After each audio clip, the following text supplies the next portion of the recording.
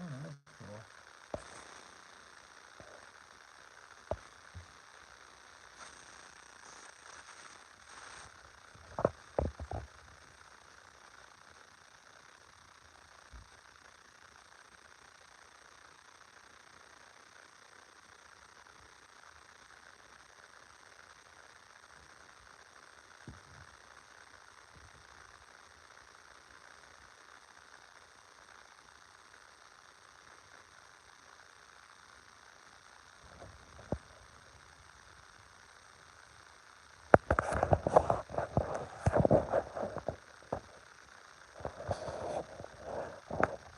That's really cool right there.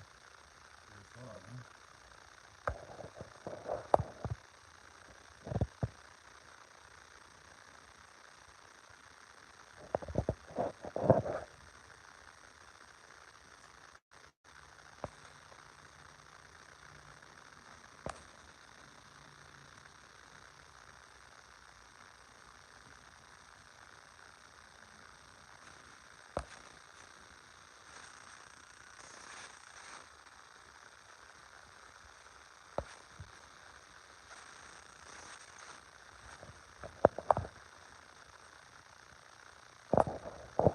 Hey, what's up?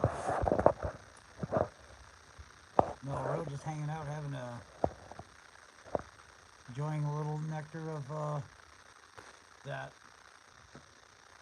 Oh wow, 11 people. How you doing, 11 people? Hello, salam, bro. How you doing? Noah Road here, just making a telephone call to the YouTube community out there. I'm just having a couple of beers and a little bit of this. I'm messing around with this thing, just trying to learn this stuff. Normally, it's my policy not to make videos when I drink because I usually say things that we would have rather not or something.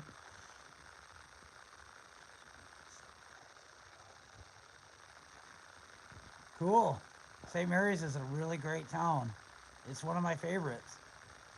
Great family, deep family roots up there. Although changing like everywhere, compared to the national average, St. Mary's is a real great place to be.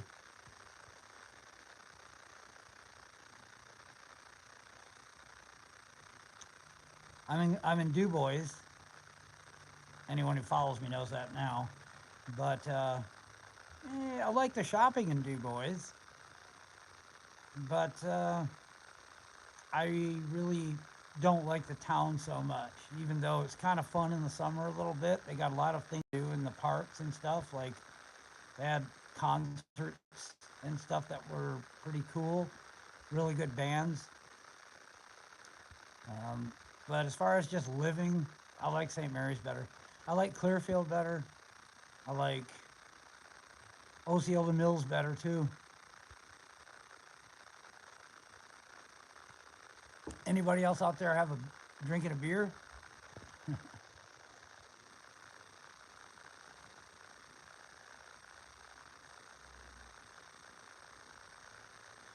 on the weekend? There was a time years ago, if you just wanted to kind of hang out with somebody and drink a beer, if you had a few bucks in your pocket, you could probably just bump into somebody sitting around on a park bench. All right, bro.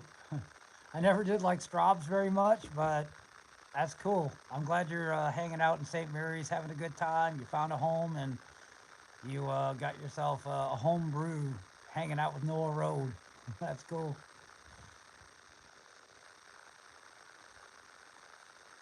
Hmm. Yeah, I've been in this town for a little over a year, and that's why I think I'm actually leaning on alcohol a little bit. I'm not like a real alky or nothing, but lately, the last few months even, I've been, I don't know, drinking once a week, sometimes twice a week, sometimes skipping a week, but not like me. Normally, I go months and months, don't drink beer, don't even really want it. But I've been here for a long time and I've gone through a lot of changes and things, and all of it's for the good. But it's just getting really stale.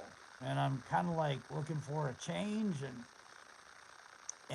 I'm looking for a turn of events. I'm looking to turn a corner, and I probably would like to maybe meet a person or a small group of people that could, you know, be a part of my worldly experience that, and somewhat on my terms, hopefully. And it's just not happening here. I mean, I can't find one person in this town to just hang out with and have a beer with. I mean, after over a year of being here, so I've had enough of, this place, and I'm ready to kind of move on. Even though I'm scared, I am a little scared to move on right now.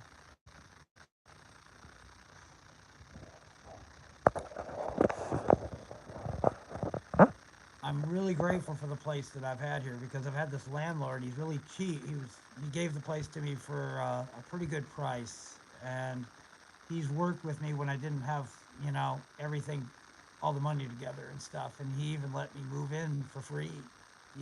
So I really was blessed. It's kind of one of those things that I can't write it off as coincidence. It was sort of like a divine intervention. The whole time it's just been a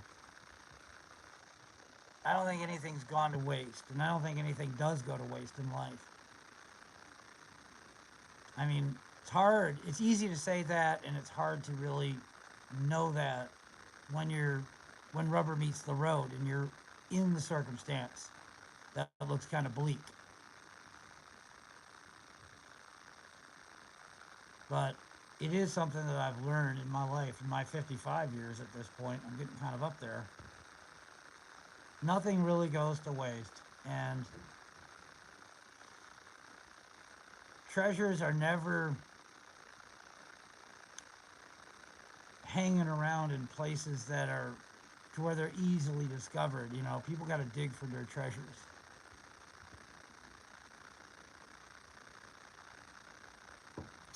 I'm I keep thinking about Osceola Mills area. That's where I'm thinking about. Where would you move to next? That's where I'm thinking of a lot. It keeps coming into my mind. Between when you if you are familiar with Highway 322, it goes through Clearfield, and then it goes to a little place called Woodland, which is like nothing. It's just a little hole in the wall. It's got one barbecue joint there called Gus's Barbecue, and then you go a little further down the road, and you got a little crossroad called Bigler. I love that area. And then you go further down about another 11, 12 miles, I think it is, and you got Phillipsburg. And between like Phillipsburg and Osceola Mills, it's like about 4 mile stretch, and it's really good wilderness, and it's got this really good railroad track that you can kind of like live on, and you could live hand to mouth there, especially if you have a few dollars. And there ain't no other homeless people. There's nobody stealth camping but myself, and I really love the area. It's peaceful. I think I can really enjoy. I guess you could say living like a hermit out there through those areas, all the way from Woodland on the other side of Clearfield, all the way through Osceola Mills. But I also like St. Mary's as well. When I'm in St. Mary's, I go to the gym up there on Spruce Street, Fitness Connection, and I go to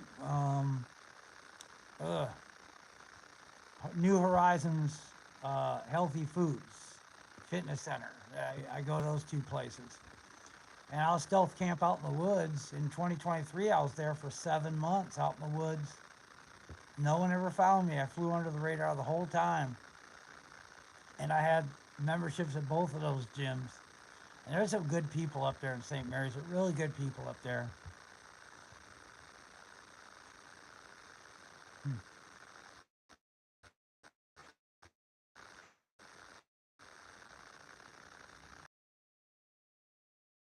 You go to the gym any up there, Charles? You go to one of the gyms? Uh,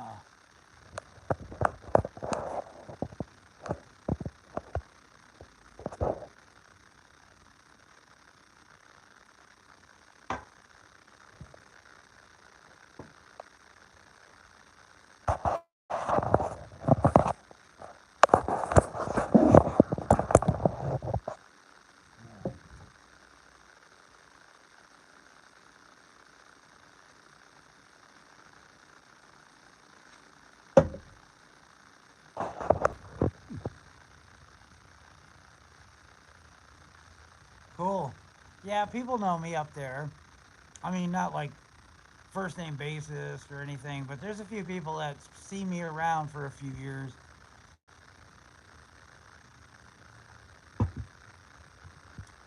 I've never had a problem with anyone. I mean, most people would probably vouch for my character, I think.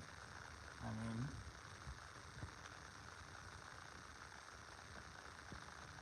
I love fitness. Oh, if you go through my YouTube video feed, you'll see. In fact, I think on my playlist, you got there's I put Best of Noah Road and stealth camping, and I have a really good video I liked, anyways, on where I did at Fitness Connection and kind of saying thank you to the people of St. Mary's for being so cool, you know. And I was really, I guess, praising the town a little bit. It is a good town. I wouldn't be able to do what I did with the self camping in most places nationally, you know, like I have been able to pull off. In fact, all of this entire area of Pennsylvania. In reality, I kind of like the eastern side of the state a little bit better as far as the looks. Like I love the coal region. That's really my favorite.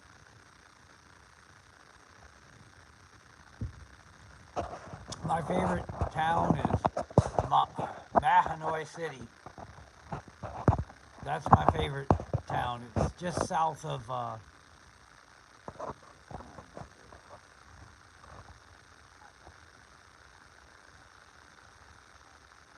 Well, yeah, you made the right decision coming up here from Philadelphia. Now, how long you been up here? Waving a hand. How you doing, bro? Camping cage free. I like that. Good name.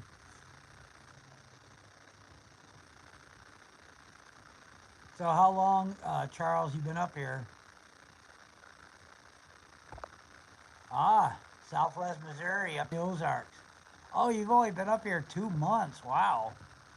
Okay, that's fresh.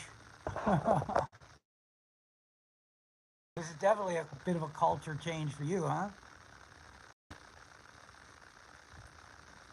The picture, the scene in my background, that's actually a place that I camped out in. I just saw this feature on my phone, so I decided to use it. It's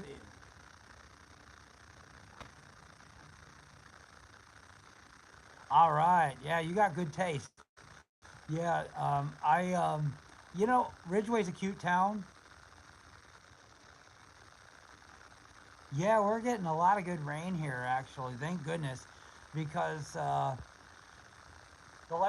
say since 2020, we've been in perpetual drought mode, and it's concerning to me because I always at least like to be able to get spring water when I do my stealth camping. So I'm looking at the rain now out my window, and it's like, thank goodness. I mean, we've been getting rain for a couple of months now, really steady. So it should be the best summer we've had in at least 5 or 6 years or something, you know? It's going to be a good summer. Johnsonburg is one of my favorite towns. Charles, yeah, I really like Johnsonburg. It's a great place to kind of like live. I like the people of St. Mary's a little better. The people of Johnsonburg, they're kind of like reserved. They're kind of suspicious, you know what I mean? But the landscape is unbelievable. It's gorgeous up there in the hills. My gosh, they got spring water. Even in drought, the springs keep running. And the wilderness is, and they got a good store, Elk County Foods, and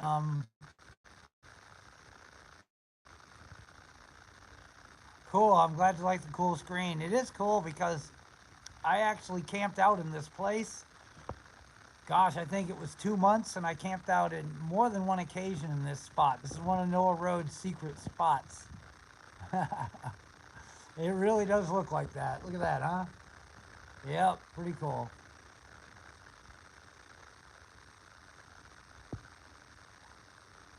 Yeah, St. Mary's is hard to find springs.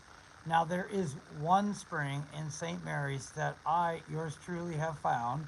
And if you walk toward the hospital on the railroad tracks, toward Ridgeway, towards out of town, when you get to like the water treatment plant, if you, there's like this cutaway and it goes up to the Johnsonburg uh, St. Mary's Road, is a spring around there. It only lasts a couple of weeks after it stops raining, though. There's only one spring I've been able to find in uh, in St. Mary's.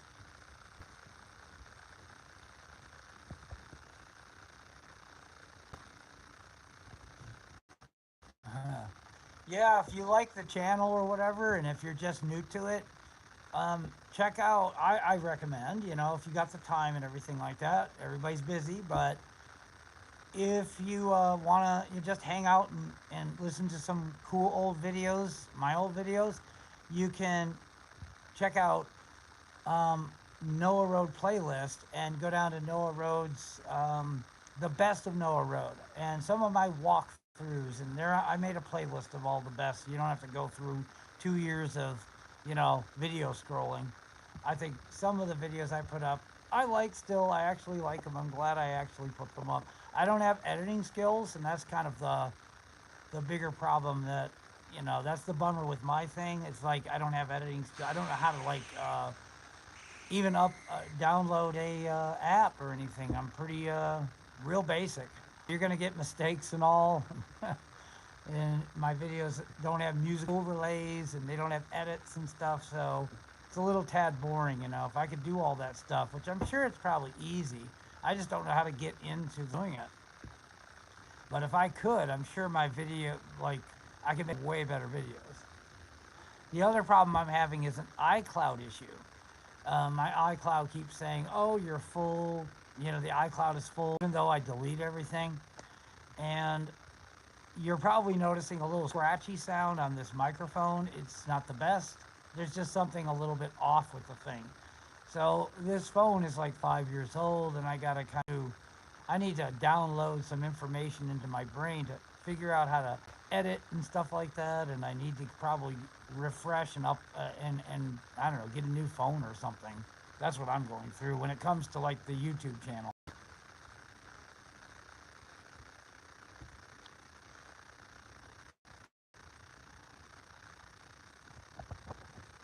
Oh, how do you get to the spring in Johnsonburg? From your video. Oh, okay. I guess you saw my video. Um, gosh, I'm trying.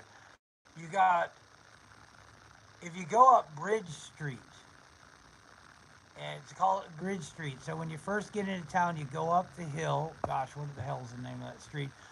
I just remember streets rather than their names half the time. I think it's called Market Street. You go up to the top and you go to where the community center is. And then when you're at the community center, if you're coming, up the hill, then you would go left No, right. And then you would go up the hill, and it keeps going up and up and up and up until it runs out of road.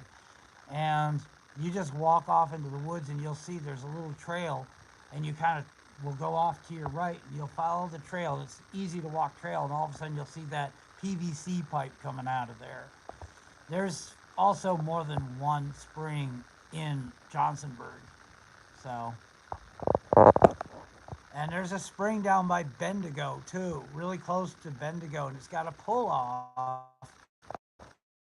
and it's got a PVC pipe tapped, and people pull over there and get their own spring water, you know. And like I say, thanks goodness to the rain, we're gonna have the springs are gonna be fully loaded, you know, this year. Even if we do go through a bit of a drought in the summer, I mean, the rain we've been getting now has been really good. Yeah, you just keep going straight up, and you could also get to it by going up Bridge Street to Third Street. Yeah, go to Third, and then take a right up Third, and then you'll see there'll be like this yellow gate, and then there'll be like this road that just keeps going past the yellow gate. There'll be the last house, and then there's like a yellow gate, and then you keep going up this dirt road. It's like this limited access kind of road, and then you just walk up there, and they don't mind you walking. It's owned by a timber company, and it's not like any of the homeowners. And then you go up to the top, and you'll see like a couple of big water tower tanks for the town. And then you just kind of meander, and I guess you'd probably go off to the left against this old fence. And then you kind of like go right after the fence turns the corner. You follow the trail, and then eventually you'll go to the spring that way. So there's two ways to get to that spring.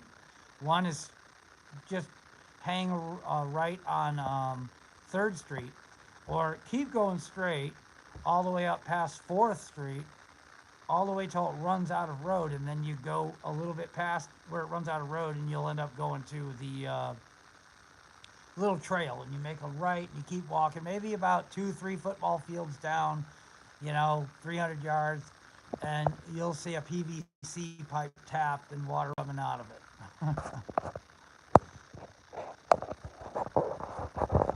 Beautiful area, just absolutely beautiful area. Yeah, I've camped out up there and stuff. There's some coyotes out there at night. It's a little spooky. So when I camp in Johnsonburg, I kind of camp a little close to town.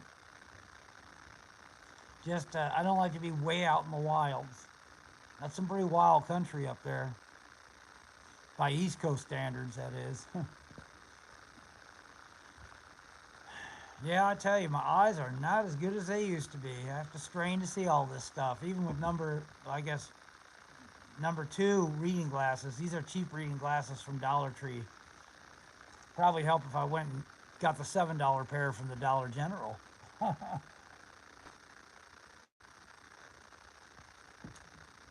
Still drinking that beer, bro?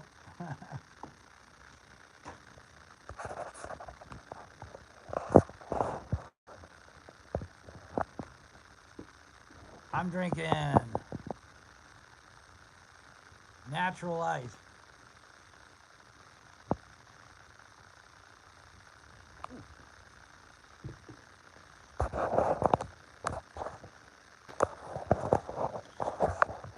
Uh,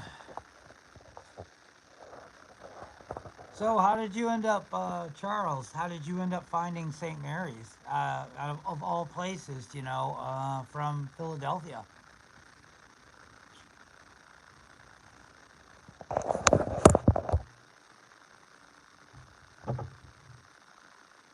Ah.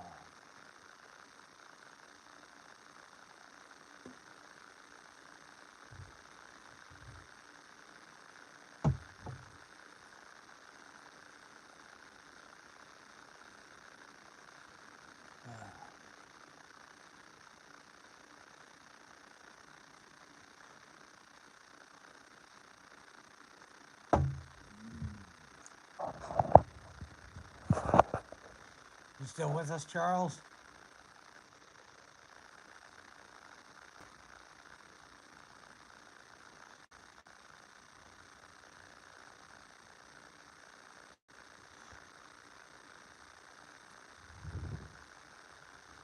Where are you at, camping cage free? Are you in Pennsylvania?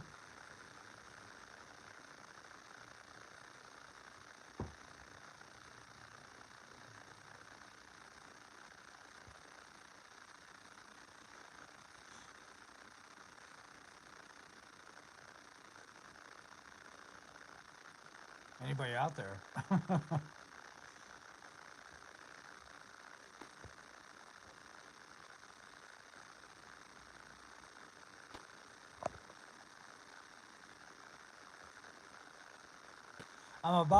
I'm about ready to go out and do some stealth camping. In fact, I'm kind of scoping out the idea of hot train on up about 40 miles, maybe up from here to Johnsonburg. You know what I'm saying? I'm, on it. I don't want to get in trouble.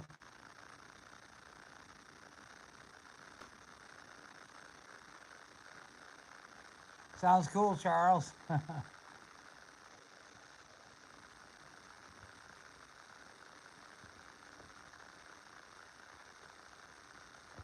Keep talking. I'm about finish. Oh, you're about finished drinking? Yeah. I just started. I'm probably gonna drink. I drink King cans. I go to Sheets, and they're pretty cheap. It's like $1.70 for a couple of King cans. Normally, I don't drink much. It's just because I don't know, something's burning away inside of me. The last couple of 4 or 5 months. Like 2 or 3 months. The winter was really tough. I'm really grateful. I've been homeless in the winter most of the time the last 3 years. So I'm really glad I wasn't this year. And I'm getting older. So I had a problem with my shoulder coming in and had a couple of problems with my knee. I had to rework everything. And so I've been really blessed, very fortunate to have found this apartment, for inexpensive, a landlord that will work with me when I wasn't, really able to pay for it and stuff. So it was really cool. I went through a lot of very necessary changes, and I had to learn how to make, even mental alterations in my thinking. And, I had to lower my expectations on a lot of issues. I had to not be so, I don't know, envious of the law of youthfulness. Like, why can't I find youthfulness anymore? I'm older, I'm going through a totally different, phase in my life.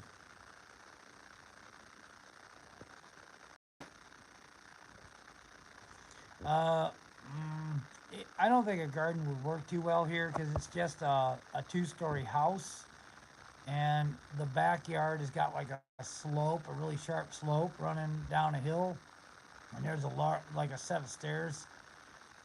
And yeah, I don't think so. And I'd like to learn a little more about gardening. That would be pretty cool, though.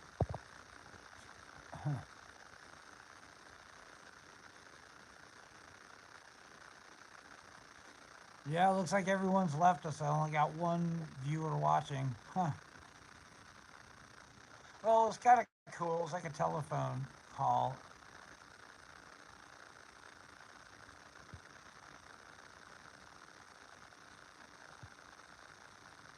Well, that's cool. That's a good area to do it. You just pick the right area because, people walk through it, and yeah. I hope you pull it off.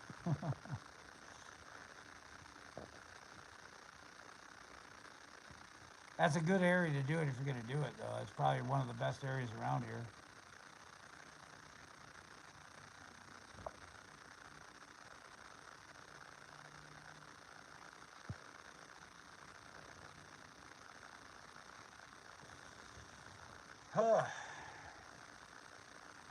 Well, shoot.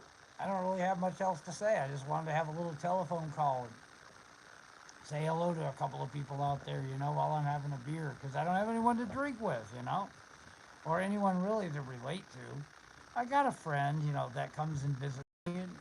She's an ex-girlfriend, and we still stayed friends, but do I really connect to her? Yeah, not really. And she's not here with me now. So, yeah, I just kind of wanted to, Yeah, you too. I hope you have a good evening and stay safe out there, okay? God bless.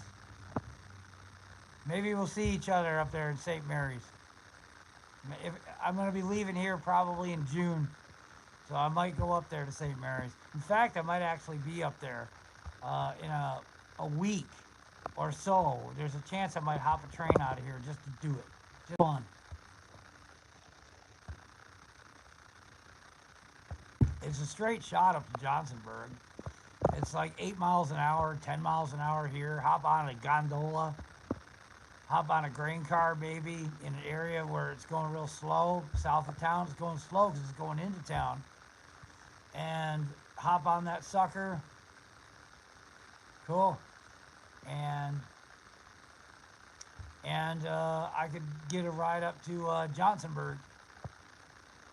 And Johnsonburg is 9 miles from St. Mary's. I could walk it and enjoy the walk. Camp along the way. It'd be fun. I wouldn't be in no hurry. I got to get in shape pretty soon.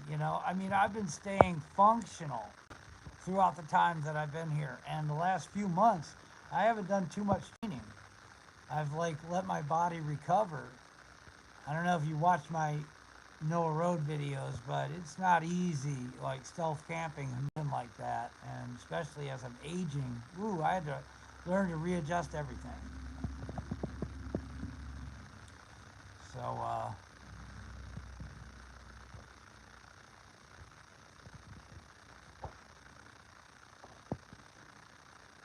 do you have TW?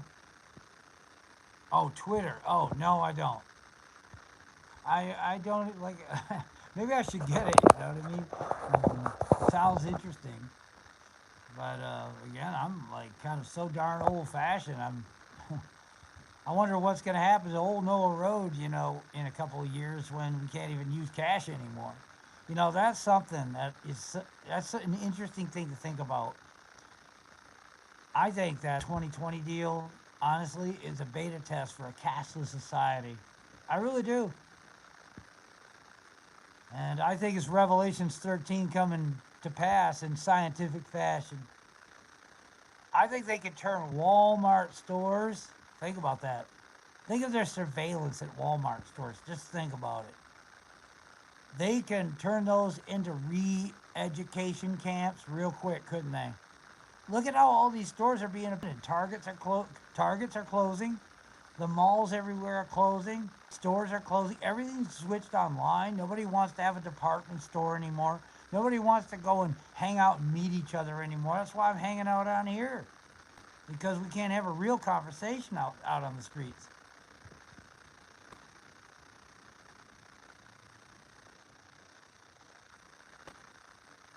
Oh, that's cool. That's a cool idea. Link to YouTube for more viewers. That's interesting.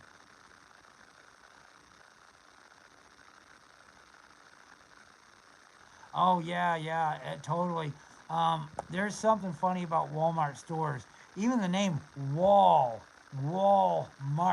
You know, look at all the surveillance they got going on in there. All they have to do is yank all the stuff out of there, and they can turn it into whatever they want real quick. Very convenient for them. Very scary for us. If we want to go there in our head.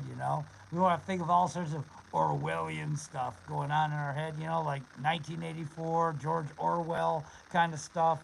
Yeah, it could definitely be turned into an Orwellian society really quick. And the Walmart stores, the way they're fashioned, the way they are, I guess, created, or um, all that kind of stuff, they could easily switch it and turn it over into some kind of re-education camp or a military base, if you want, or like get the jab center, and you better do it, or we will. If you don't comply, we will turn off your access to your digital currency.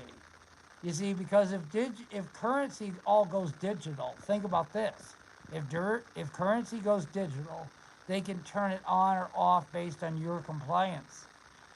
Now we can see May the 7th, nobody's going to be able to fly domestically without this Real ID facial recognition software ID. That's what it is. It's facial recognition software. And if you don't have it, they won't let you go into the airport and actually do, make the exchange to fly. You won't be able to get on that plane. Well, what if they keep making the restrictions more and more tighter to where you can't even buy cigarettes or alcohol, anything without the real ID, and then they start taking away cash? That's what I predict. That's what I predict. I mean, it doesn't take a genius to see what's coming. You know, they switch everything over to.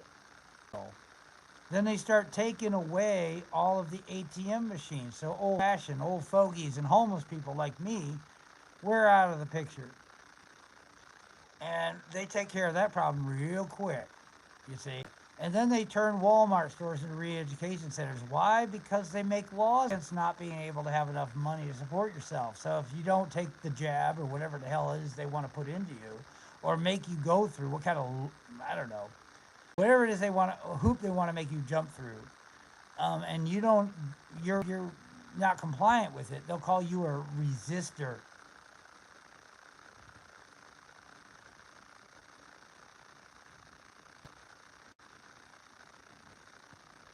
Yeah, I think the real that's what I'm definitely seeing. I'm predicting it, but it's going to get to the point to where they're going to make it like you're a resistor or a holdout, and they're going to put cash to digital. They're going to get rid of cash, take out the ATM machines that we use, and then they're going to make you, in order to access your cash or your currency, in order to pay your rent or buy your food, they're going to make you go on the facial recognition software program, which is the real ID. And all of this stuff really began to be ushered in 2020. Now this is on the level, now on the territory of, like, is it God, or is religion like something to consider, or is it just all a matter of evolution? And it's all happening you know that's the question. That's the $1 million question. Is there a creator involved in all of this? Which I personally, gosh, I got to take that side.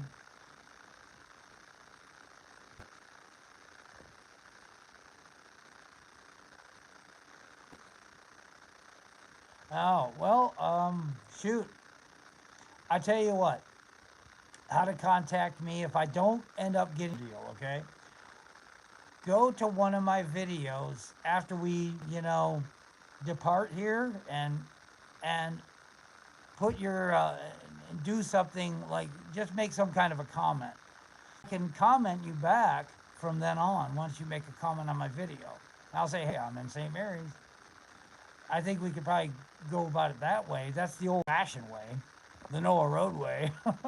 Because I don't have Twitter and all that stuff. Man, you seem like a real cool dude. How old are you, Charles? You seem a little old.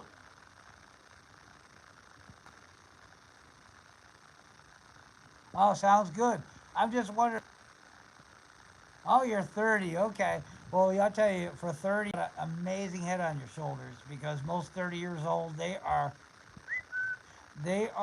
I guess you could call them, you've probably heard the term NPC. You know what I'm saying?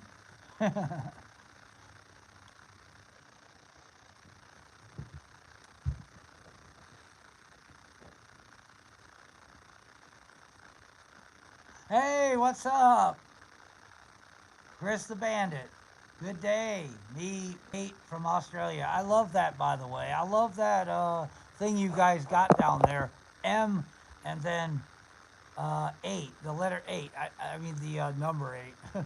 Yeah. Just to catch you up, I'm having a beer, so I might say something. What is that called? Like Crocodile Dundee and all that. Yeah, that's really cool. I love that. Yeah, I'm talking with a guy named Charles. He's pretty cool. Charles Smith. Good for you. I'm glad. I'm glad to have met you, Charles. Charles is new to the area of St. Mary's, and we've been having a pretty cool conversation. And I'm having a beer, and it's sort of like a telephone call to people out there. I'll probably have to cut off before too long. I don't want to get too buzzed up. You know what I'm saying? Um, but it's been kind of fun hanging out here. I would like to do this again.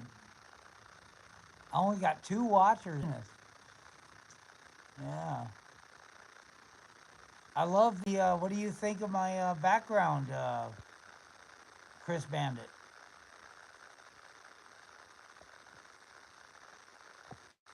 You know, this is from one of my real stealth camping areas, one of my secret spots. Yep, this is one of my stealth camping spots. Check it out. I was camping out here in this, and it is some kind of a train switch station. They don't use them anymore, and I think they had something to do with controlling the railroad tracks and what went on. And I just don't know what they were used for, but they don't use them anymore. So there are a few of them here and there that are dotted along the tracks in the area, and yeah, if you look on my YouTube videos and here and there, you'll see on my short videos. I got a couple of them. I got a couple of videos with this particular place actually on them. Yeah, it's all automated. Actually, if you look at the back of the train, at least in America, they got these boxes, and you can see this little flashing light on it, and that takes the place of the caboose and these switch houses and stuff that used to have. Yeah, everything's being automated. That's what we're about. Just before you got on, is how I personally think that Walmart stores can be turned into re-education centers, and cashless society is coming really soon. They're going to start taking away ATMs, which I think they've done a lot of in Australia. They don't want to do it in America too fast. You notice America's the last holdouts, and the reason is because the way they set up the Constitution, the founding fathers, it's hard to take away certain Constitution rights. And there's a lot of gun-toting Christian types and stuff out in the woods that are going to be holdouts, and it scares the government. You know, the government's a little scared of the people here in the United States. You know, which is it's a good thing. I mean, I'm not a Christian, and I oppose Christianity, the core doctrines, but I definitely am an ally with Christians when it comes to opposing government overreach. You know what I'm saying? So I could get on the same soapbox with Christians on certain topics, that being one of them.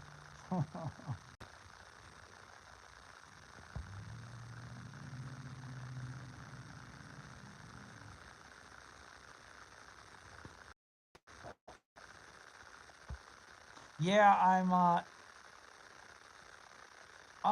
yeah, I'm planning on leaving. The plan.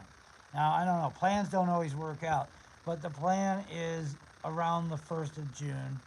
I'm going to invest the last of my savings into storage unit space rather than just burn through what little savings I'm going to have left by paying rent. And I keep that storage unit going for another year and all that, then I can be assured of more survival time in case nothing works out and I'm, down to nothing. Just me, myself, and I can at least go back to the storage unit and get boots and more another backpack, a spare tent, more tarps and rope and all that other kind of stuff, you know. So that's what I'm doing. And plus, I am kind of going a little cuckoo here. Like, I'm just sitting around, and I've been here for over a year, and I don't have one person where I can knock on somebody's door and say, hey, bro, what's up? And we just connect and hang out. Let's have a beer tonight. No, nothing. So I think I need to learn, I need to relearn to let go again. That's one of my hopes in June. Yeah. Yeah, you're darn right. The storage unit's one of the best ideas. And I could blow all of my savings, the rest of my savings till I have $0 on this place. And I still have my storage unit till April next year, so it's like another year. But what I want to do is get it even another year further, in case I don't get any jobs or any kind of monthly income kind of thing going. Um, and I'm really down to nothing but hand them scrounging around. I at least want to be able to run back to that storage unit and grab some more socks and boots and a tarp or something. I could lose my equipment, and that's why I got some of those buckets buried that you, Chris Bandit, definitely know about my bucket system. you know, I got buckets buried in Clearfield. I got buckets buried in St. Mary's. Where else? And I got some in Johnsonburg. I'd like to actually bury a couple more buckets, than just them. Shoot, this has been a good conversation. It's too bad that there's nobody else out there but us. We got two people still watching, not three now. How you doing, third person? I am going to set this down for just a minute. I know my phone isn't the best. I think the volume or the microphone's kind of scratchy. I'm sorry about that, guys. I just don't have a really good phone right now. One of these days, I'll try to fix the problem by getting a new phone. All right, I gotta pour myself a little more beer. You drinking a beer, Chris Bandit, or are you alcohol free?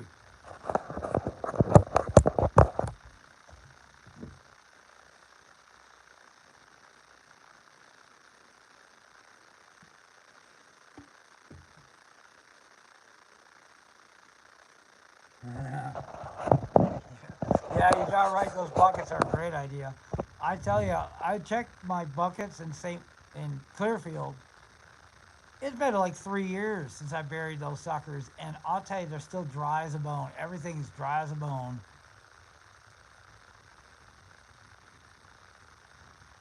I checked it like 5 months ago, 4 months ago.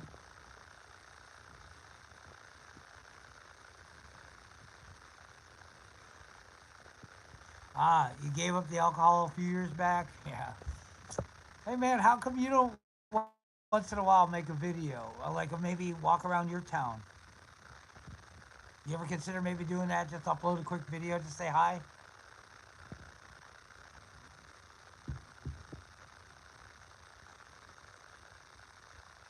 You seem like a cool dude.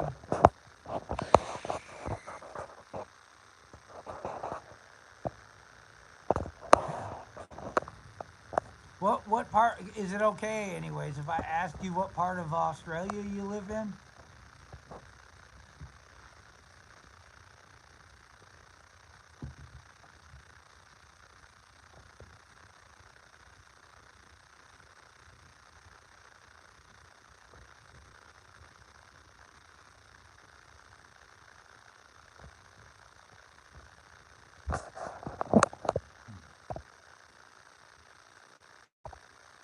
Ah, New South Wales. Sounds beautiful. I love the name. New South Wales. That sounds just beautiful. Yeah, I tell you, Chris, you've been hanging out with me for years, man. It'd be lovely just to just to hang out with you, Shrimp on the bobby, I don't know. I don't mean to make fun, I mean that affectionately. Affectionately, I mean that. That would be really cool just to hang out with you. We could be teetotalers and I don't know, just hang out and have a little fire and a barbecue or something. How old are you anyway? Is that your picture on the on your thing on your YouTube?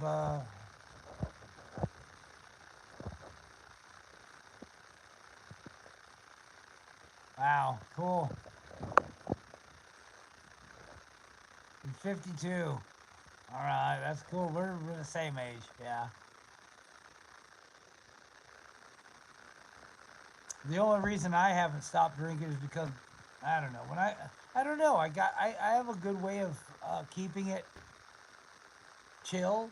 Like I'll go at least like 7 or 8 days or 9 days without drinking, and I'll make sure I get so many workouts in and proper eating and everything. And then I'll say, okay, All right, I'm kind of like going a little bit depressive here, and I don't have anyone to hang out with. So, like tonight, to grab a couple of beers and just hang out with YouTube. Hmm. It was fun. It really was fun. This one I'm gonna leave up. The other one, I don't know. Half the time, I end up trying to force a square peg into a round hole. It doesn't work, and I listen to myself, and I like a lot of the stuff I say, but then it's like I drift off into La La Land or into something that I know I just don't have the audience for.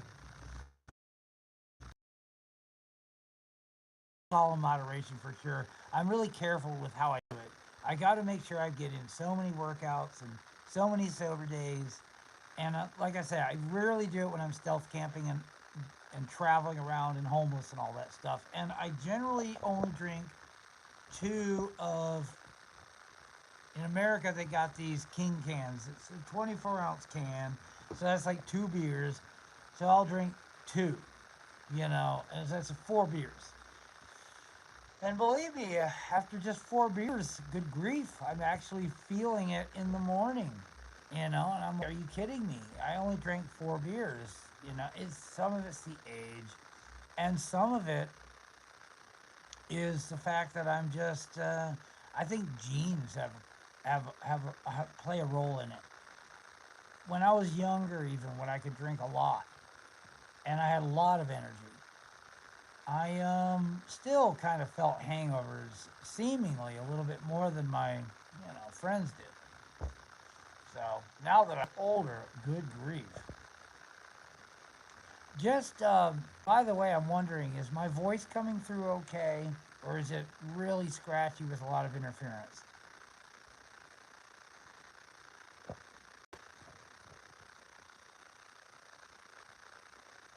Just wondering.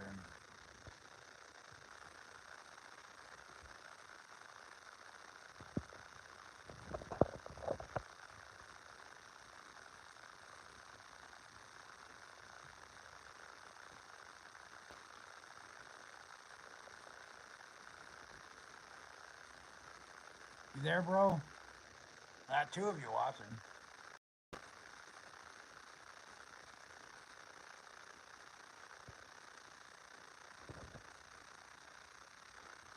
Yeah, I'm sorry about that. I really wish that I had a better phone, and I think there's something going on with the microphone. The switch from YouTube platform to regular mono platform, I think, is a problem, and it causes some kind of an interference because it's just not operating correctly. And I don't think it's a matter of like dust or anything in the microphone itself. Yeah, yeah, old reel to reel. It kind of sucks. Yeah, that's exactly what it sounds like. But you can hear everything okay, right? It's not too hard to strain or nothing to hear it.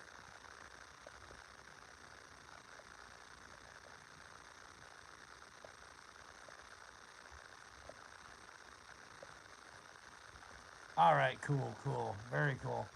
I am thinking about doing some prepping for the road live videos. So I might do some very, very basic stretching routines and maybe shadow boxing routines and body weight exercise routines, like real simple stuff.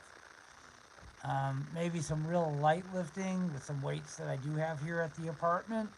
I'm thinking about throwing some of those in, and it might actually be therapy for me to keep me motivated to keep training for the road because it's serious business out there. And thank goodness I'm still healthy. Basic on a basic level, I'm really fit and I'm fully functional. Yeah, that's cool. It's gonna be real simple stuff. Like you see those people with the push-up videos and all of the, man, I can't do any of that. I'm nowhere near that level. But this is like old guy just staying functional, getting ready for living out of a backpack. homeless by choice kind of videos. What do I do to prepare my body? That kind of thing. And maybe a little chit chat in between. But like as you know, and like I've been saying, my microphone is a bit of a problem. It's not very clear. It's caught between regular mono and the YouTube platform, and it won't switch all the way over to YouTube platform. So there's some kind of an interference problem with my phone and the microphone when I switch over to live YouTube. But at least you can hear it enough. That's the cool thing. I listened to my video that I made the other day, yesterday, which was very extemporaneous. I had no plan. I just kind of pointed the camera and started talking a little bit. Um, there's some things I liked, but I put it on private because I just didn't want. I know that I'm capable of a better conversation, is what and I don't have the audience for a lot of the stuff I was trying to draw people into, and so I think this one is cooler. I've been having a better time on this one. You missed yesterday, yeah, but you ended up watching it, I think, didn't you? Oh, yeah, but then I don't know if you got through the whole thing. And if you didn't, I did privatize it. You'll notice that with me. I'll have a video up for a little bit, and then when I will rewatch it, I'm like, cringe, you know what I mean? And then I'm like, I won't delete it, but I'll privatize it. So,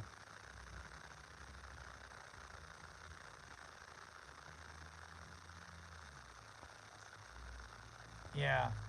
Yeah, I noticed I seem to have watched some of it because I know you mentioned the spiritual stuff. I would actually like to have a new channel where I actually devote, to the spiritual aspect of, like my particular spiritual bias. But I just don't have the audience for this channel. Nobody really understands what I'm talking about. They just roll their eyes and don't, well, whatever. But it's actually a bigger deal than people that don't know. There's like big debates between like the Jewish interpretation of Scripture, which I stand on, and the Christian interpretation of Scripture. Man, it gets bloody. It gets really intense. You'd be surprised, very, very heated, very, very intense. And it's this whole world of debaters and what they call apologists or anti-apologists. Um, apologists meaning Christians that come and say, defend their faith against Judaism. And I'm not a Jew, but I definitely believe that there is a path to God, if you will, that's based on Scripture that has nothing to do with the New Testament concepts. And I stand on that. And I don't know, it's my way, my personal way to God, but I don't believe that it's required. I don't see anything in Tanakh that would be like, everybody has to convert to this particular path and know who I am in order to, be saved or something. I think it's just all based on heart, soul, and how you treat other people, and not being hostile to the idea of God. And other people like myself are called to more of a stricter separation because this just resonates with me, and it's not like a requirement. But I just love, spirituality and religion, and I would love to have an audience for it, but I don't know if it's ever going to happen.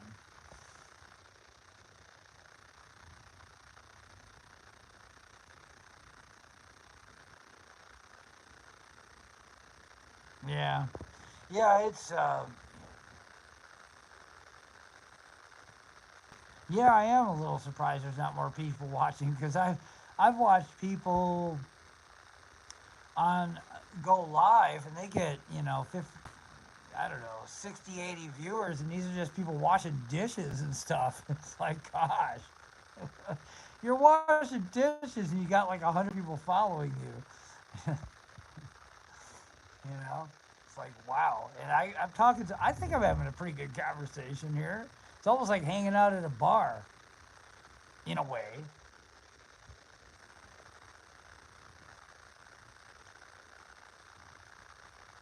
Well, shoot, Chris Bandit. God bless you, man. You got a good heart, and you really do. And I seen you on, yeah, some of the live streams are ridiculous. Um, they're not real. They're NPCs. You're probably familiar with that. Oh, Chris, check out one of my videos I've ever made in my life, and I love it. If I was gonna save one video, it would be that one, and it is called "Are There Any Nice NPCs?" Have you seen "Are There Any Nice NPCs?"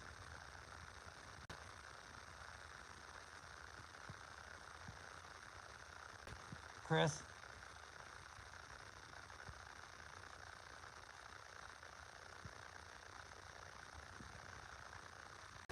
Oh, go if you have the time and if you want to, okay. Go to my YouTube and go down to the best of Noah Road, and I think it's about the third, fourth video down. I swear, you know what NPC is, right? Non-player character, and what it is, it's sort of like a figurative term used for people that are really real, and they use the video game platform as a means to kind of describe, a soulless entity, and there's there's soul individuals, and there's people without the real soul. It's almost like we're here playing some kind of a game. And I'm like, are there any nice NPCs? Because if you're watching YouTube long enough, and if you've been into the dark night of soul and spirituality kind of video type things, you will have come across the NPC aspect.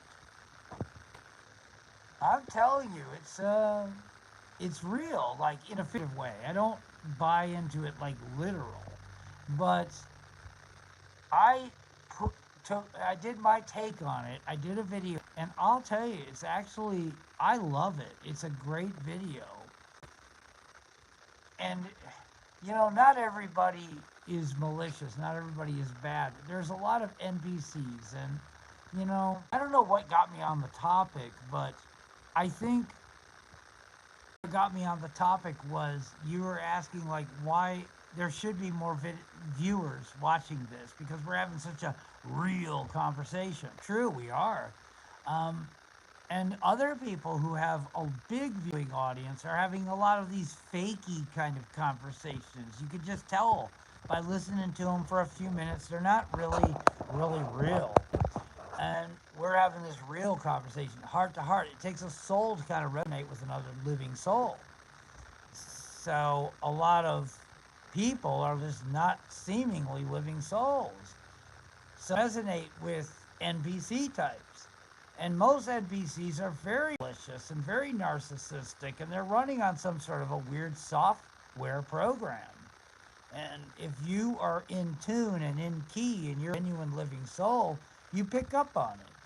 And you notice, when you got some 100 or 2 or 300,000 subscribers on a channel or 1 million subscribers to the channel, it's like, look, those are NPCs. And usually the audience and the comment section and stuff are all NPCs.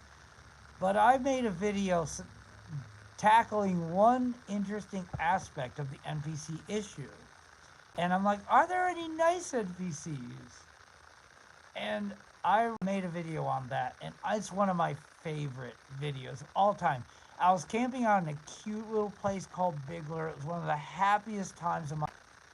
And I have a couple of NPCs in my life, and it made me reflect on it because all you hear about is bad NPCs and negativity, or it's all we call that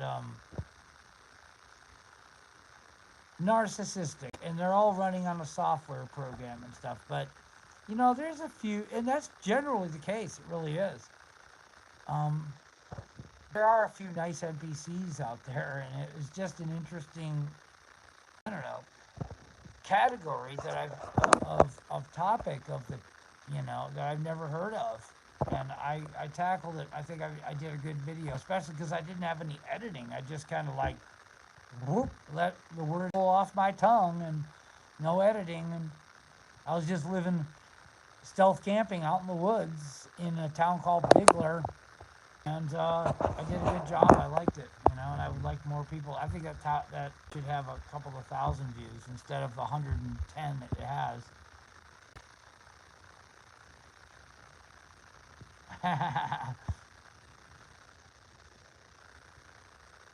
Yeah, well, fine. There's no trolls on Noah Road because there just isn't enough people to even have any trolls on this road. This is the lonely road. This is the abandoned. I'm telling you, I feel like I'm on an old on an old railroad grid. Yeah, it's the lonely road, man. When you're really walking with the true light, you know what I mean. With your LaCoy, it's kind of a lonely road, you know. Anyways, yeah, I mean, one thing I will say is these videos that go live, uh, they usually get more views after they get uploaded. So I did privatize my last video. I liked a lot of what I said in my last video. I did. But I just don't have the audience for what I was kind of bringing up. So, it wasn't the right time to bring it up. It wasn't the right words for, but,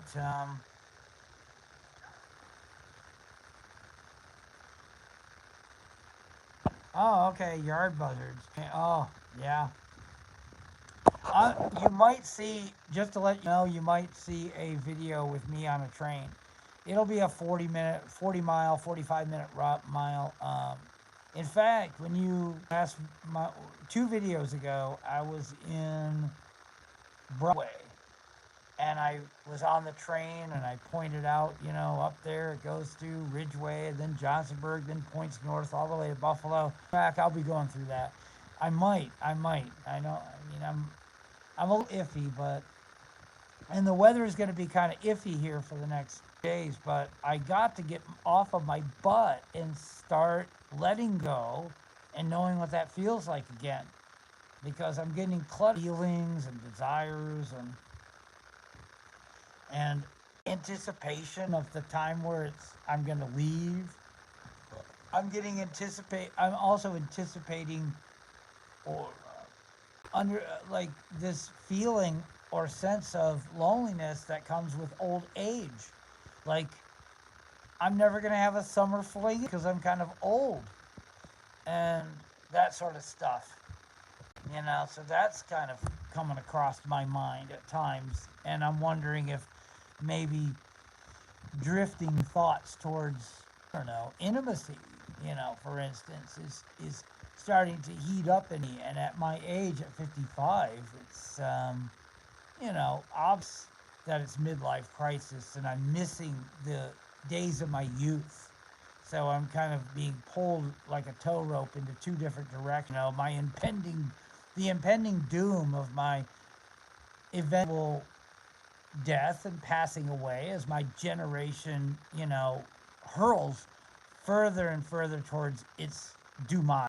And my hopes and dreams for some kind of a divine intervention and new revelation of the earth or revolution or something to happen before I die.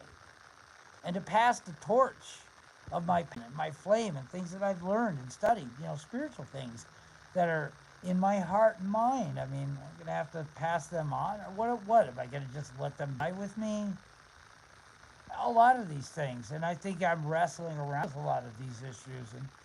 And I think that's one of the things that's kind of getting me, crazy feeling to where I want to go out and on a little alcohol here and hang out with you all, or you, Chris, at this point. It was fun talking with you. Thanks for tuning in and chiming in or whatever. And I'm glad that you stopped drinking if it was harmful to you. I'm just really blessed, very fortunate that I can lean on it when I'm feeling lonesome without going too deep into it. And it's not very common. and I count my blessings.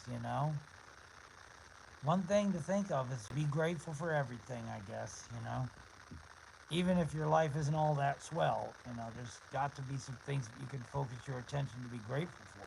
I'm grateful for being able to drink in the morning or drink in the morning. I'm getting a little drunk, but drinking out and lean on it like a crutch when I'm feeling kind of lonesome without going too deep into it and getting into trouble and staggering down the street and becoming a major you know, alcoholic or running into all sorts of health problems from it.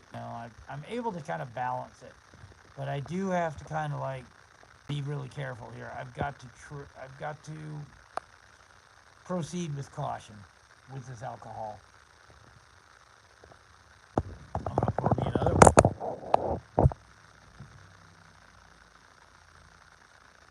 Yeah, be thankful for life itself.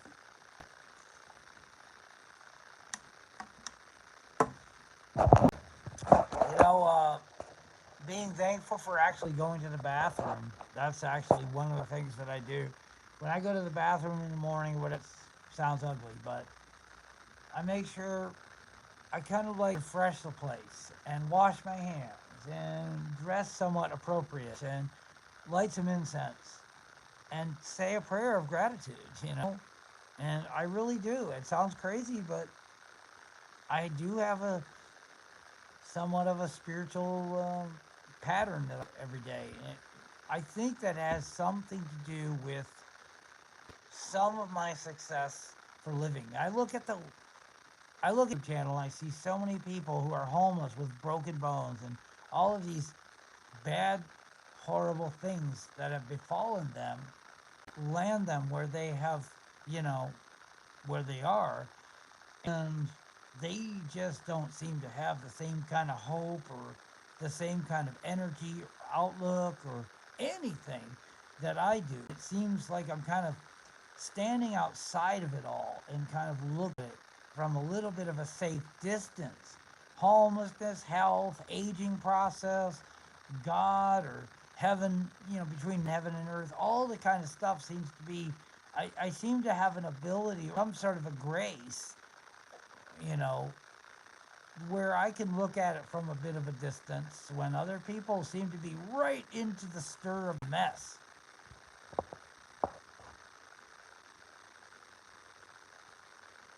Yeah, I think homelessness has come more and more because the value of the dollar is collapsing, not just in America, it's all over the world. So it's the value of the dollar that's collapsing, and there's really nothing backing the dollar that's being printed up. People print dollars, governments print dollars, and the dollars are supposed to be IOU status, and you're supposed to be able to exchange it for gold that backs the dollar up. And when they don't have anything backing it up, and that would include probably Australia doesn't have anything but its name to really back it up. It's got land, it's got people, it's got, resources, but it really doesn't have anything backing up its dollar. Everything is going up. Same with America. It has people and land and resources, but it just doesn't have anything backing the dollar anymore. 200 years ago, a dollar meant you could go to a bank and get the value of the dollar worth of gold in exchange, and that would have been the same in Australia as it is. And the reason, all this stuff collapsing is because there hasn't really been enough value or enough of anything real and articulate, substantial or whatever, backing any of the value of the currency going on. So what we have is currency, nothing backing the currency up. So the only way for people to keep from going into a complete economic collapse is to keep printing more money and creating fake jobs or whatever, and it will work for 10 years, 20 years. Sooner or later, though, it will fully collapse. And my picture is fading because the light is fading. Anyways, so the collapse is ultimately coming, but we're all kind of holding our breath waiting for the next shoe to drop. You know, I personally think that they're trying to switch everything over to digital, and that will keep it going for longer. They have it with printed currencies now, but that's only the value of the printed currency is not backed by anything. So what they're going to do is take out all the ATMs from the gas stations, the banks, and the stores, and get rid of all this, and get everybody uploaded to facial recognition and so on and so forth, and jacked into the some kind of a world digital currency thing.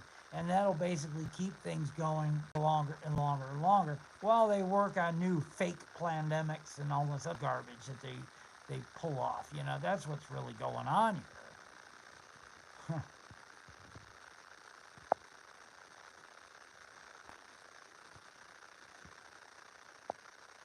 Yeah, we used to. And we used to have payphones. Well, what's to make people think that cash and ATMs are not going to go out the same as payphones went out? Think about. And what about? I'm sure. I mean, you're from Australia, but here in America, and I'm sure in Australia, you got stories and it says you're being recorded, and you got this square that comes around your face, and it's like got this yellow kind of square. What they're doing is measuring up your face to see who you are, because your face ultimately uploaded to Interpol. You see, so I mean, this is getting into some scary. I hope that I don't get booted off the. Yeah, that's right. So we go into stores and they got these facial recognition software programs. And even our city streets on the corners, they got the new cameras and it's facial recognition. Now, once we get in America, getting what they call the Real ID. It's called Real ID, REALID. And that's just the next step before they get some kind of a digital, uh, some sort of a chip. That's what they're trying to go for. So the first step to chip implant is the Real ID. And they won't let you fly domestically, even in America. I can't fly to Florida or California or Utah or whatever, just without the Real ID. Once, I think May 7th, that's when it. Now you won't be able to get a passport without the Real ID, and you won't. Okay, so what is that? It's facial recognition software program is what it is. So once you get the facial recognition software program, you're like, okay, now we know who this guy is. We got his face, measured out. And what you do is you go to the driver's license bureau place to where you get your ID, and you stick your face like this, and they take a picture. But this isn't just normal picture; it's facial identity recognition software. So what that does then is they got your face, they got the numbers, and all this other stuff. It's just as I don't know, it's just as good as a fingerprint. And then they upload it to what they call Interpol. It's an international police kind of computer network system. It's a big software, worldwide software. And then when you walk into a dollar store or you're walking on the street of some teeny tiny small little insignificant town and you're homeless with a backpack like Noah Road, they're like, oh, that's so and so. Then you're going to take the ID and say, well, you can't, they're going to keep making tighter and tighter and tighter restrictions until every single person has to get this facial recognition software, going on. Even to get your cat to make laws.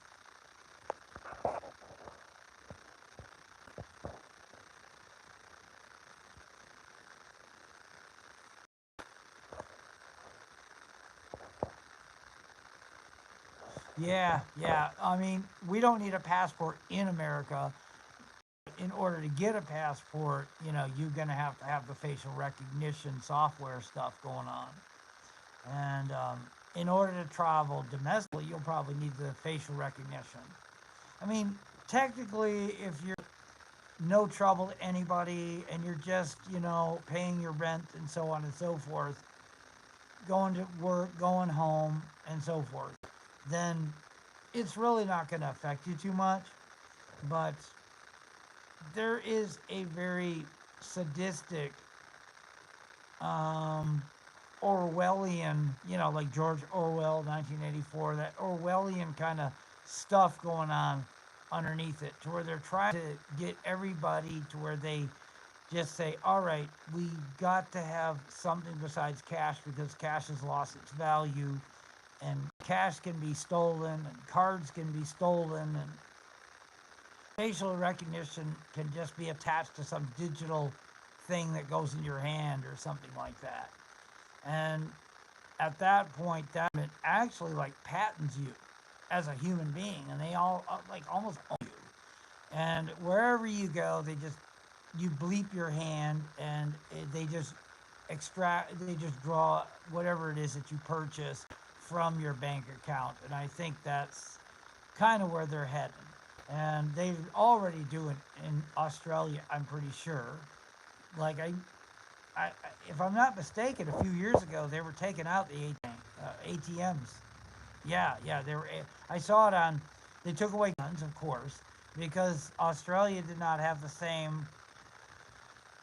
Um, the founding fathers of Australia did not really pro-citizen. When the founding fathers of America were very pro-citizen, so they put a lot of restrictions, and that's what's been given the government over here such. So I mean, I'm not. I mean, the idea of America is great. What America is turning into is really going to be quite hellish in a year or two. I mean,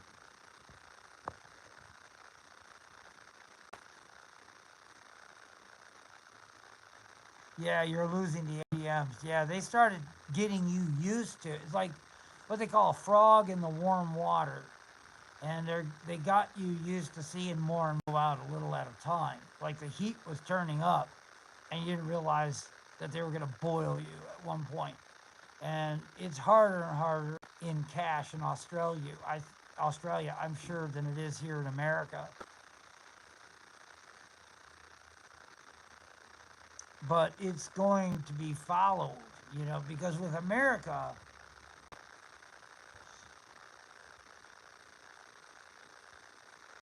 yeah, I think, I mean, Trump, in a way, I got some, he's kind of weird. It's like after all of his, the attempts on his life and all this other stuff, he started getting weird. And I think he's really doing this government overreach thing that is kind of goofy and making me wonder, is this guy even, is he nuts? I mean, I'd be nuts dealing with. I thought he was great in 2016 to 20. I thought he was fine. Um, yeah, but I think he's a bit of a whack job now after all he's been through. And who knows?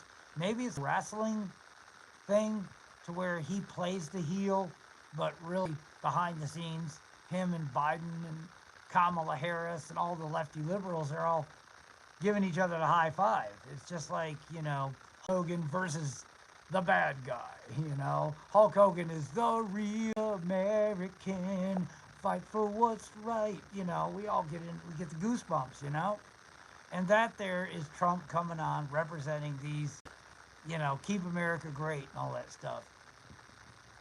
And then we got the lefty liberals, and we see that the globalist seems to be using this whole thing as cannon fodder versus right, and the strange, you know, alphabet community issues are really like so ridiculous and unhealthy. It's totally unnatural. So I think Trump could hit the pause button for a little bit, but I think in the end it might even bite us in the butt a little bit harder, if that makes any sense.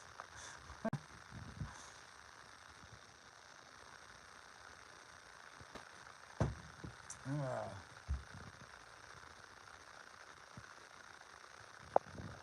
Yeah, totally. I get, yeah, it's true. I mean, I grew up. I started my stealth camping and hitchhiking around the country in the late '80s, 88, 80, 89, and I did it a lot till around the mid '90s when I ended up, in Vermont. I was there for a while, but I don't know. I never really fully got it out of my blood, and I never felt at home, in the world. Never have. It's just why I love the spiritual kind of stuff and the spiritual topics. I understand that spirituality might, I guess, not live up to my hopes and expectations or all of them, but I tell you, I can't write every coincidence, that I've seen in my life. And to me, it seems like there's a lot going on that's divine intervention, and I think it's worth investigating. Even Steve Jobs says, it, looking at what I'm facing on my deathbed, I really wish I would have investigated the spiritual life a little bit more than he did. You know, it's kind of interesting. It was almost like a moment of repentance for him.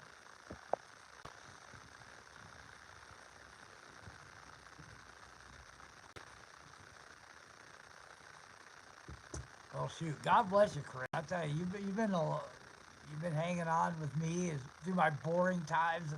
The only reason I'm able to make a video like this is because of the live.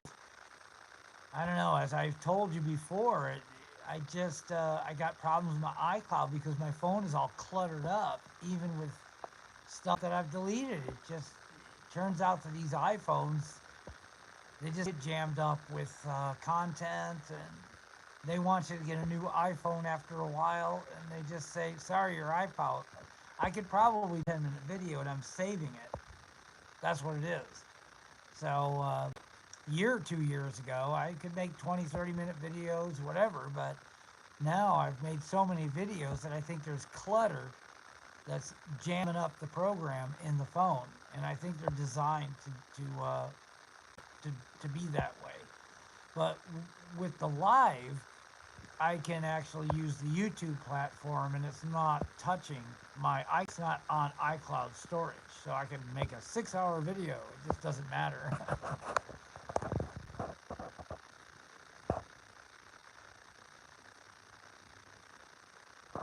That's cool, man. Yeah, I noticed you gave some very, very thoughtful and very tender comments while I was, on some of those videos.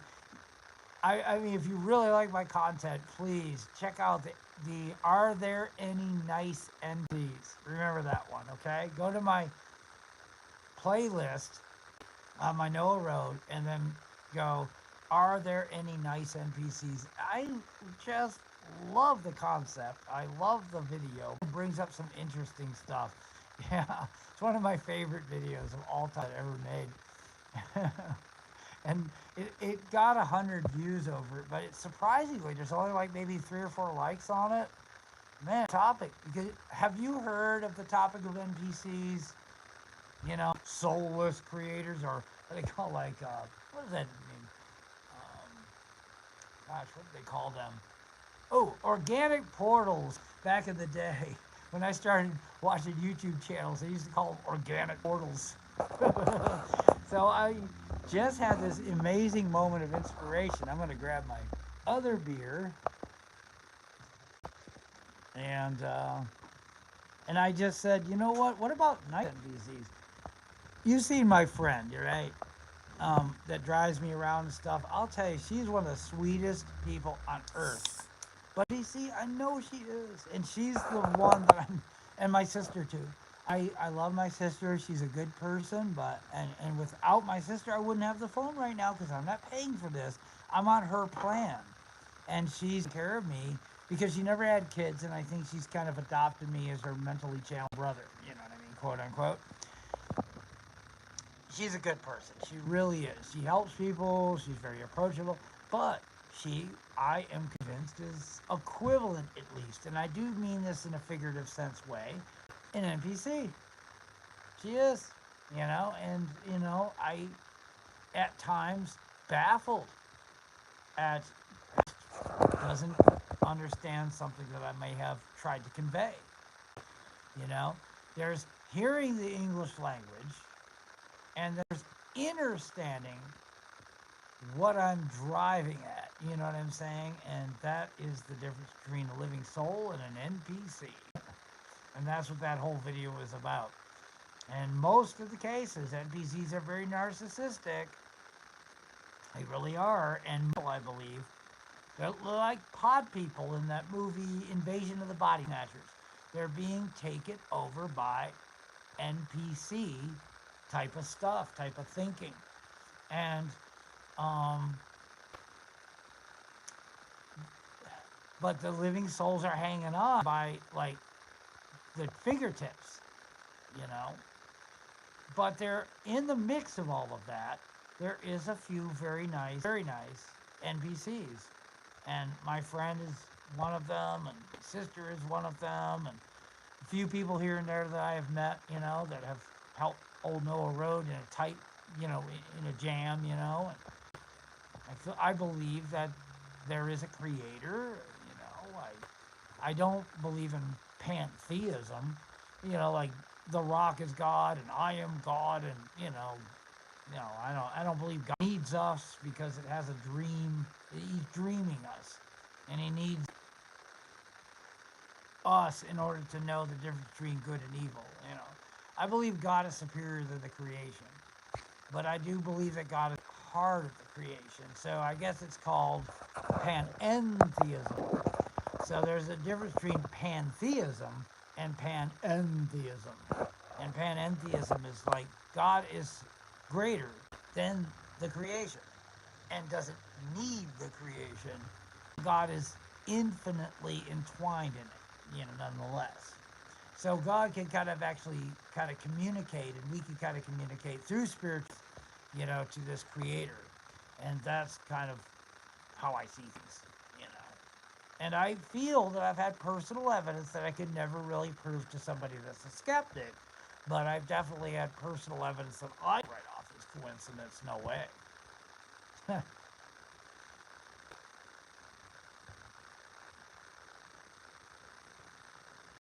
Cool, cool, cool. And I don't think that there has to be a requirement of like follow this path exactly, know who this. You got to call him by a certain name. You got to believe in this. You know, doomed to hell. I think there is margin of error, and you don't want to go too hedonistic to where everything is permissible. Alphabet community to the top, you know, and you don't want to go righty-tighty so much to where you become like some weird tyrant to where you got some inside access to this God that, you know, at best we got words on a page, you know, but we got something innate inside of us at the same time, and we don't want to do like a do-it-yourself God kit like a lot of new agey people do. Well, we're all God. I don't really like that either. I think God don't need us, and there has to be a reason, but there's a way. So there's a margin of error, and people inadvertently are either compatible with that or they're not, you know. And yeah, I don't think people that have to follow my path or whatever. I just think if people want to be, are interested in that, I have a lot to say about it. You know, I have a spiritual bias. I love spiritual until it gets too left, too weird, too alphabet community, or too righty-tighty and crazy. And people are spouting out on street corners with, you know, amplification and a microphone telling everybody they're going to hell if they don't follow a particular exact path. And arguing and debating over, is the Jehovah Witnesses all going to hell? And, you know, I don't know. Weird ass stuff. And I just don't believe that God was born a human being and had to die for your sins. I don't see that in the ancient scriptures of what the Christians were referred to as the Old Testament.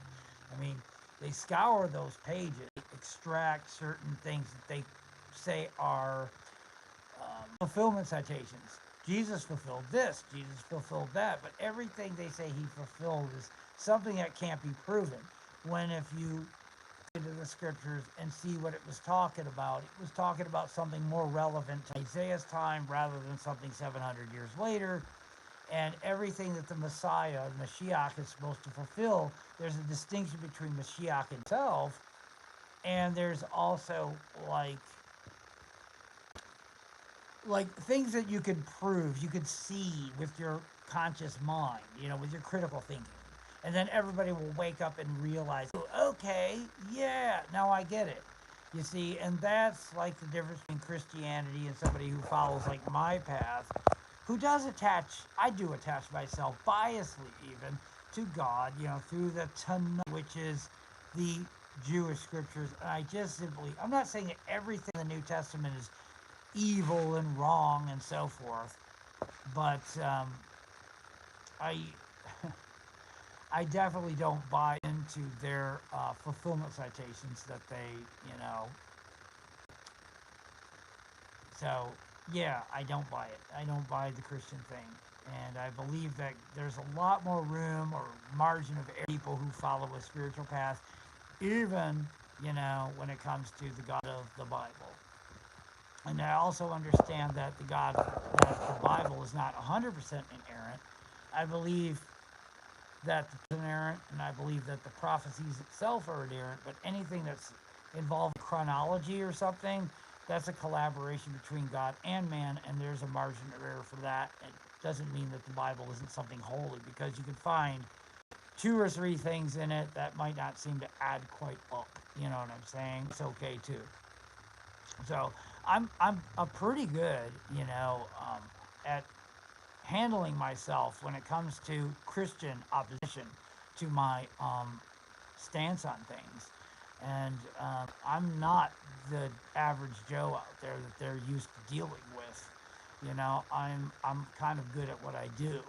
I've spent many years studying things from a Jewish standpoint, because I doubt the things of Christianity. I don't like the things of Christianity, not because I have a personal vendetta against the man Jesus or whatever, but I just the stuff that they're saying, and I find that they are very arrogant and awful, and I think that they're almost like cultural appropriation of the Jewish people, and making like just annihilating the distinction between Jews, which is just a cultural appropriation deal, and the non-Jew. It doesn't mean that the non-Jew are bad or anything. It's just that there's culture that is specific for a specific people, and then there's, just because not everybody is included doesn't mean that everybody can't kind of benefit from it. And that's where I'm at with it. But anyways, I'm getting a little bit tired, and he's running low, and gosh, I don't know, I could keep. Um, I'll stop that. I promise. Wow, cool, cool. You make a good teacher. That's cool. Yeah, it's a lot more easier to understand once you get somebody to kind of clue you in what's going on. Christians use a lot of deceptive. There's a lot of very clever. Like I say, it gets very heated between in a debate between a Christian and somebody who's like Jewish. Every single time, the Christian is using what they would biblically would be referred to as unequal weights and measures. Yeah, very unequal weights and measures. You know, I don't think any religion is perfect, but I find God through the Bible, but I just once the I can't accept the New Testament virgin birth and death, burial, resurrection, vicarious atonement of Jesus, and Jesus is God, and I can't buy into that stuff at all, and I just cannot stand, hardcore Christians and stuff. It just really bugs the crap out of me. Like, it's not because I'm a sinner and want to hang on to my sins. It's not that stuff at all. It's just that there's so many unequal weights and measures, involved in the whole entire Christian concepts, and there's a way to explain everything a lot more sensible, a lot more easy. It's not as complex and it all points to more of a Jewish conception. The Jew essentially would be equivalent to people that work at the State House, and the non-Jewish world is sort of like people who manage the whole world, you know, and whenever there's a question or whatever about how to manage anything, bang, you go to Israel, you go to Jerusalem, you get the answer. And that's what the promise actually is. Not that there's going to be a man that dies on your cross, born of a virgin, vicarious atonement, none of the stuff that we're actually seeing. The angel of the Lord sent, to deliver the Israel people, into, it's not Jesus, it's not a pre-incarnate um, man of Jesus. It's not God the Son, being revealed in angelic form, sort of like being cryptic, about who Jesus is in the Torah and then revealing it in the New Testament. And the New Testament has all this authority to just decide what all the prophets really meant and what the Torah meant and so forth. And people that are Jewish or people that are like me who are non-Jewish who follow the stuff, that would be applicable to me, of course, which is different. Like, we don't have any answers for, all of this stuff. And it's like, yeah, we definitely have some answers, okay? We're not helpless victims. I'm not, like, helpless against the Christian opposition, and I would love to, get more into that because that's my field of expertise. That's what I feel that I'm being raised. Doesn't mean that I don't think that there's any legitimacy to any other faith. It doesn't mean that. It just means that this faith, I'd like to bring out of the mist, be able to, support it, to see it can be supported on its own merit, and it's legitimate, and it doesn't get vanquished off the stage by Christian apologists.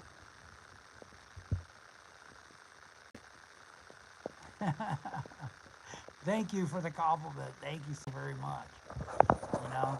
And the cool thing about the Noahide path, look, I get it. I admit it. Religion might ever amount to live up to our hopes and expectations, but the Noahide path is legitimate as it can be defended, as I know I can. But it's fresh territory. Think about that. You know that Wiccans and pagans have come up with churches and get what they call in America anyways, 501c3 status. You can look it up on Google. And that just makes you an officially recognized by the government nonprofit organization. So then people can kind of donate things to you and they use it as tax write-offs in America and stuff. It's cool, I was thinking, gosh, can you imagine if I got 501c3 status for this Noahide path? Interesting. That'd be really cool. And you and me listening to each other, it's just crickets, there's nobody listening. But I will get off the topic, okay?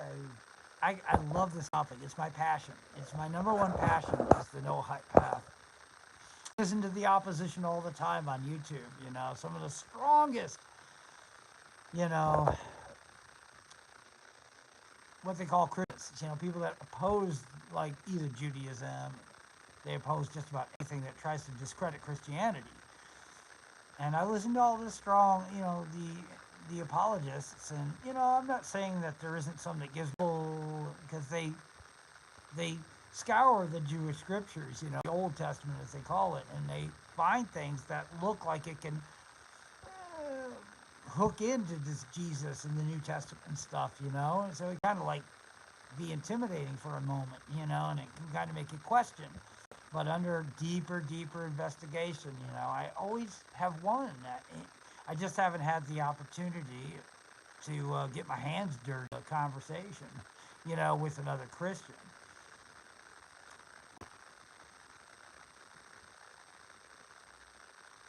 Yeah, definitely. It's just what I feel like I'm called for.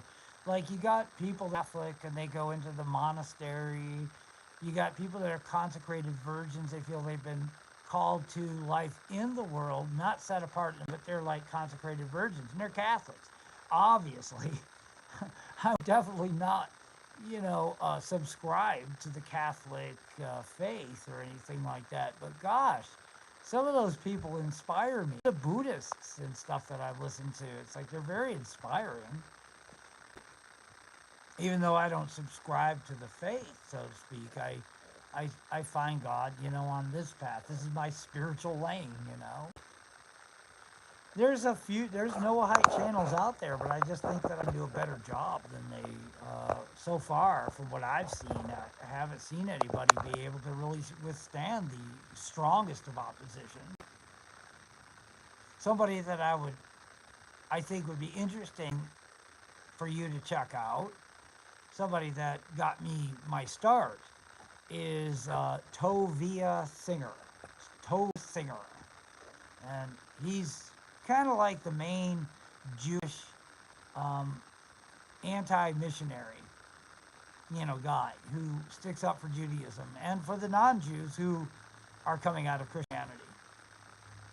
And he gives the explanation of, any questions that the Christians or the apologists and stuff raise, would make somebody who's coming out of Christianity pause and reconsider and say, maybe I shouldn't leave Christianity. Well, you get Tovia Singer, and he kind of helps you along and helps you understand the scriptures and what the Jews really meant, and not, you can't just take the word of a New Testament that came many hundred years later, and just take it on its word that it has the authority to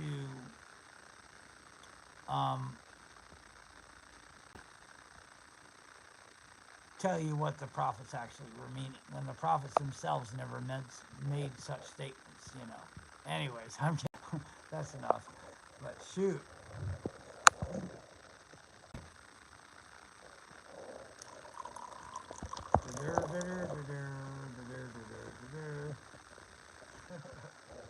I've had fun. Thank you for watching. I guess we're probably going to have to, I've been watching this. I've been doing this for almost 2 hours. Hey, man, God bless you, man. For what it's worth to you, in whatever abstract way you can receive that. In true respect to you, man. You seem like a cool guy.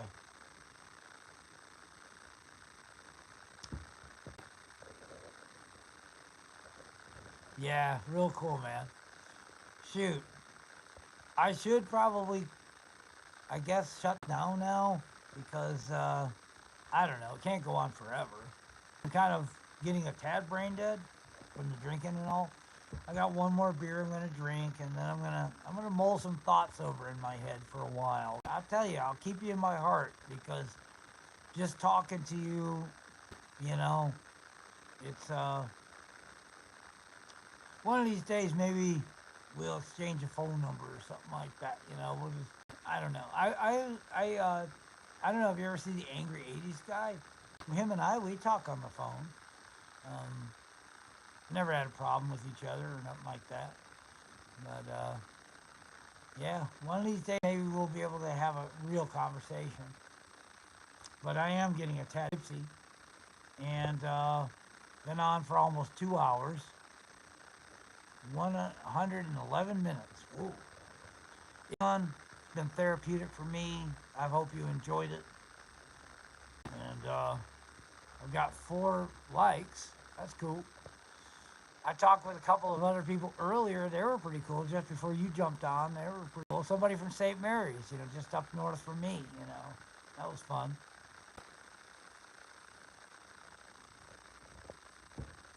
I think his name was Chuck. And then some other guy says cage-free camper, cage-free camper. I said, that was a good name. And I don't know. And I noticed these live videos, they actually get more views after you shut down, People gravitate to the live views. I hope it's not too hard here, because I know my microphone is not working as good as most people's microphones work. I only got what I work with. I got a 5-year-old phone, and I'm not tech savvy at all. I'm amazed that I found this background deal that you're seeing here. That was by accident, by the way. I accidentally hit a button. I'm like, really? Oh, cool. That's cool. And then I looked it up, and here I am.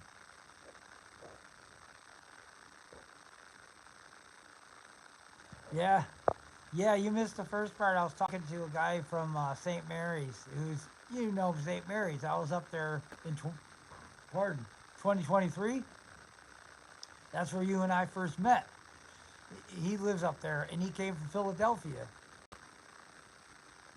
Yeah, I'm not good with technology either. The only thing I can do is upload the videos. They're pretty easy. All you have to do, that little plus emblem at the bottom of your screen, just push that thing, and it just kind of asks for permission to grab a video from your photo gallery, and then you give them permission, and then it uploads. Or you could just go to the plus and go live, there you go. Easy. If I could do it, gosh, anybody can do it. I'm pretty bad at this stuff. But it's been fun talking with you. It would be fun to be hanging out with somebody right now. I actually kind of was walking around my town on my way to get some beer, and I was like, wouldn't it be cool to hang out with somebody, meet somebody, just serendipitously, and maybe just, say, hey, I'll buy, come on back, But there's just nobody, and it made me think,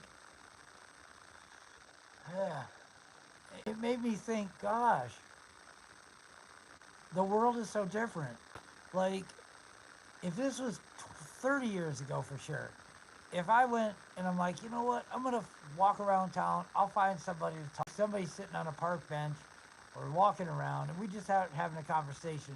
And I'd feel the person's character, and then I'd say, all right, hey, man, how about come back with me and I'll buy you some beer, and we'll just hang out and have a good conversation. And yeah, you could do that, but there's nobody out there now. People are weird nowadays. And a lot of people like pills and stuff, weird pills, and they're all secretive about it. And it's like alcohol is a thing of the past. Even a little grass, weed, it's such a thing of the past. Like the socialness of it, and the bonding of, I guess, what the Hindus would call namaste.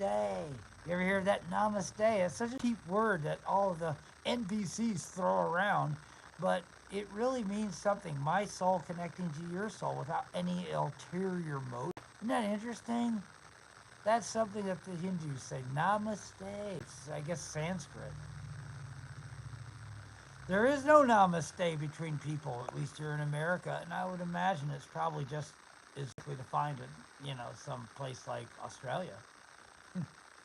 Because Australia is probably further down the rabbit hole of this digital weird stuff than we are, because they didn't have the same, um, what do they call that, um, constitutional restrictions of the government. There's certain things, that the founding fathers set in place, and the right to bear arms and stuff, and the way people become very uptight and kind of religious against the government. It's kind of unique to America, and it is a push in a way. Even though I don't like a lot of it, I don't like a lot of the people. I kind of can get on the same soapbox on some topics, and I kind of appreciate some of that as a safeguard. Yeah. In these conversations, man, it's amazing that there's so few, man. There definitely should be a few more people on board here, huh? All right, man. I'm gonna let it roll at that before I end up wandering off somehow. And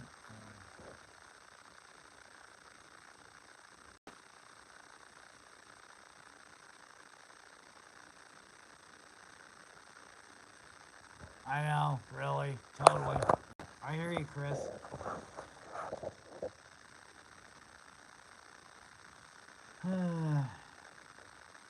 Makes me shake my head.